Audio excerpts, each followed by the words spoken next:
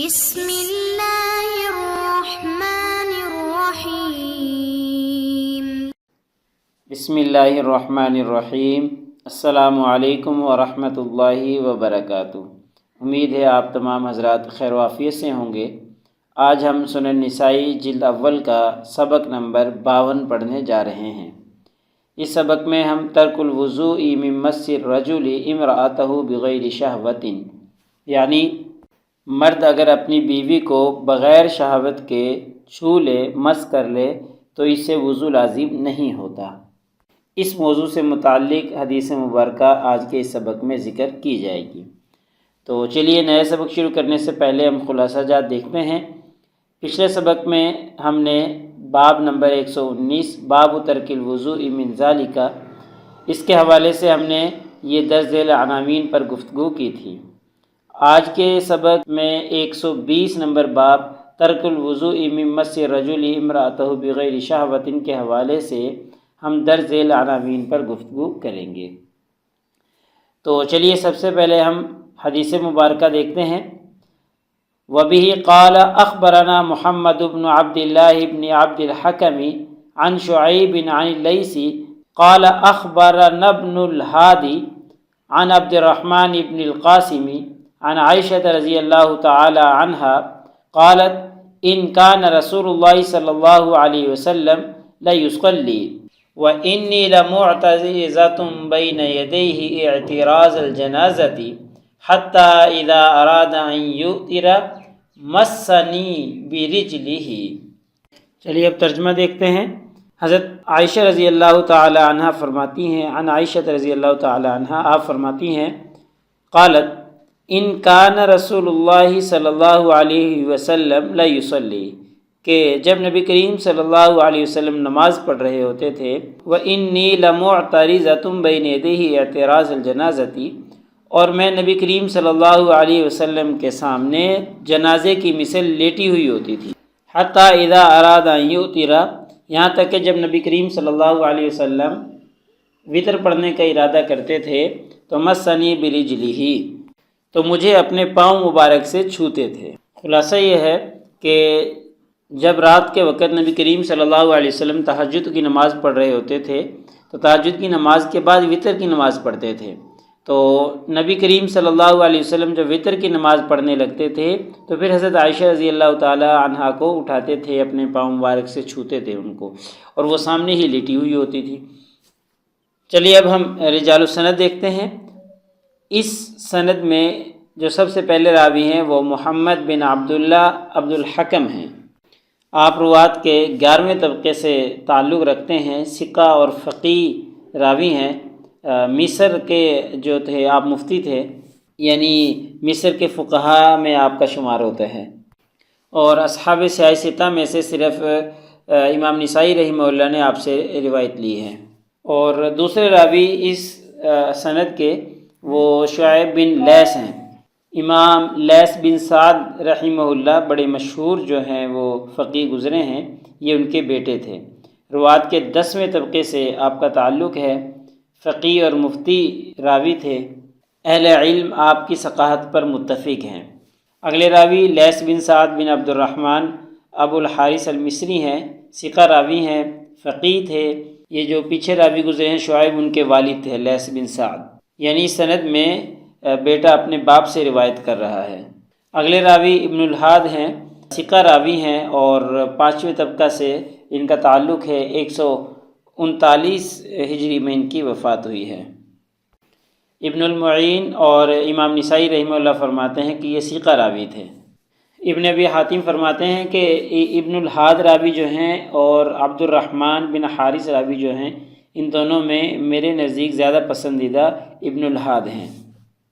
اگلے راوی عبد الرحمن بن قاسم بن محمد بن ابو بکر الصدیق ہیں، یہ ثقہ راوی تھے۔ کان افضل اہل زمانہ، اپنے زمانہ کے ممتاز ترین اور افضل ترین لوگوں میں ان کا شمار ہوتا تھا۔ 7ویں طبقہ سے ان کا تعلق ہے، اور 126 ہجری میں کچھ علماء کے نزدیک ان کی وفات ہوئی ہے، اور کچھ نے یہ بھی کہا ہے کہ 126 ہجری کے بعد ہوئی ہے۔ اور گویا کہ یہ عبد الرحمن جو تھے یہ حضرت ابوبکر صدیق رضی اللہ تعالی عنہ کے پڑ پوتے ہیں۔ اگلے راوی قاسم بن محمد بن ابو بکر صدیق ہیں۔ یہ حضرت ابو بکر صدیق رضی اللہ تعالی عنہ کے پوتے ہیں، یعنی محمد بن ابو بکر کے بیٹے ہیں، تو حضرت ابو بکر صدیق رضی اللہ تعالی عنہ کے پوتے ہوں گے۔ یہ مدینہ کے فقہاء میں شامل ہوتے تھے، ثقہ راوی ہیں، اور روات کے تیسرے طبقے سے ان کا تعلق ہے، اور 106 ہجری میں صحیح قول کے مطابق ان کی وفات ہوئی ہے۔ ابن سعد رحمہ اللہ فرماتے ہیں کہ ان کی جو والدہ تھی قاسم کی، وہ ولد تھی، ان کا نام سودا تھا، اور یہ ثقہ راوی ہیں۔ رفیعاً عالماً فقیحاً اماماً، بلند درجے کے عالم تھے، فقیہ تھے، امام تھے، اور کثیر الحدیث تھے۔ امام بخاری رحمہ اللہ فرماتے ہیں کہ ان کے والد صاحب شہید کر دیے گئے تھے ایک جنگ کے اندر، اور پھر یہ یتیم ہو گئے، تو حضرت عائشہ رضی اللہ تعالی عنہا نے ان کی پرورش کی۔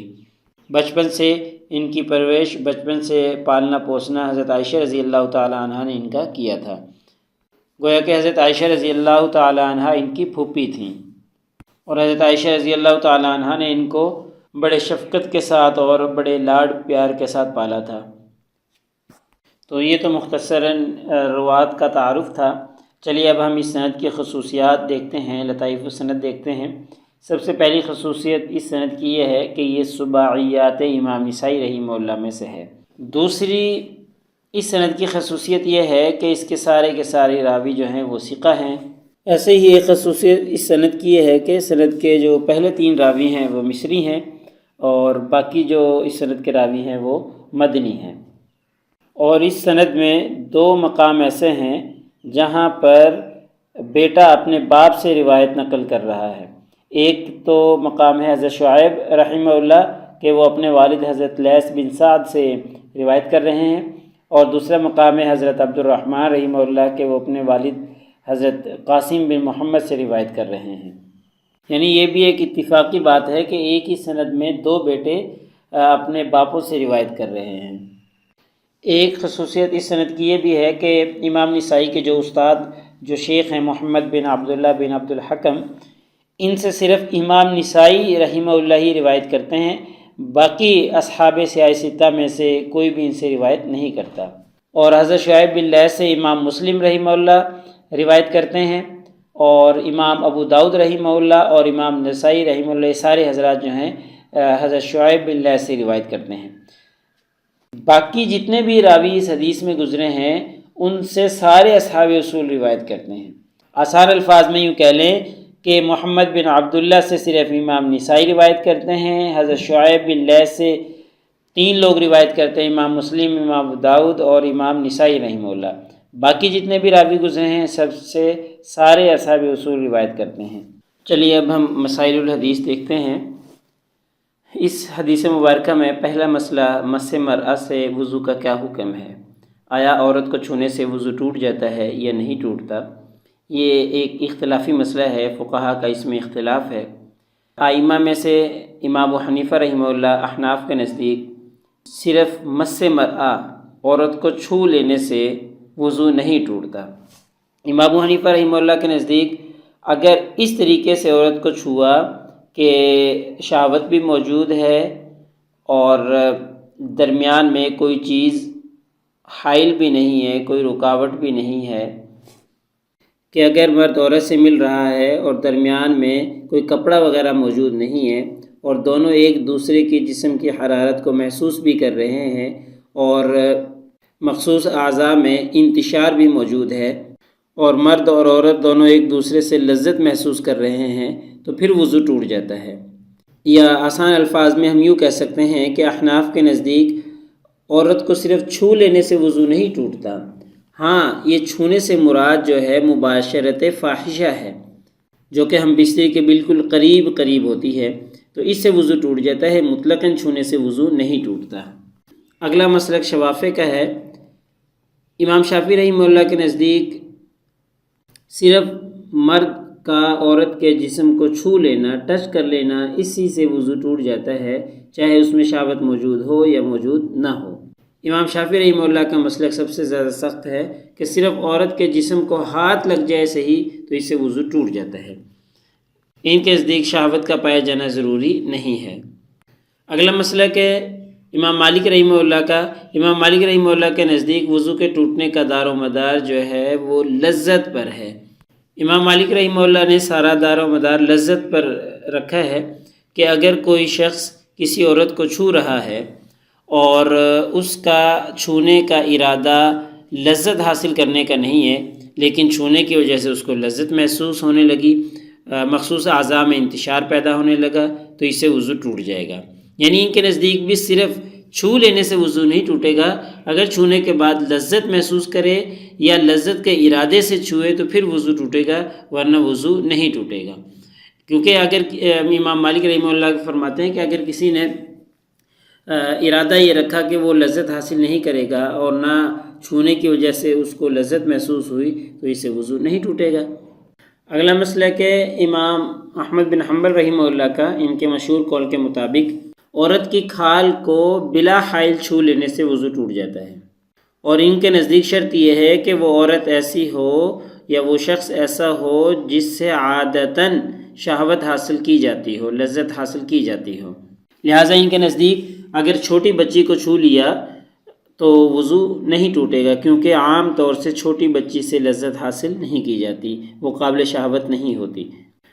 اب خلاصہ یہ ہے تینوں ائمہ کے مسالک کا، جن میں احناف ہیں، امام احمد بن حنبل ہیں اور امام مالک رحمہ اللہ ہیں، ان تین کا صرف ان تین کے ہاں عام چھونے سے وضو نہیں ٹوٹے گا، یعنی جو عام عادتاً چھو لینا ہوتا ہے اس سے وضو نہیں ٹوٹے گا۔ بس امام شافعی رحمہ اللہ الگ ہیں، وہ کہتے ہیں عام عادتاً چھو لینے سے بھی وضو ٹوٹ جائے گا۔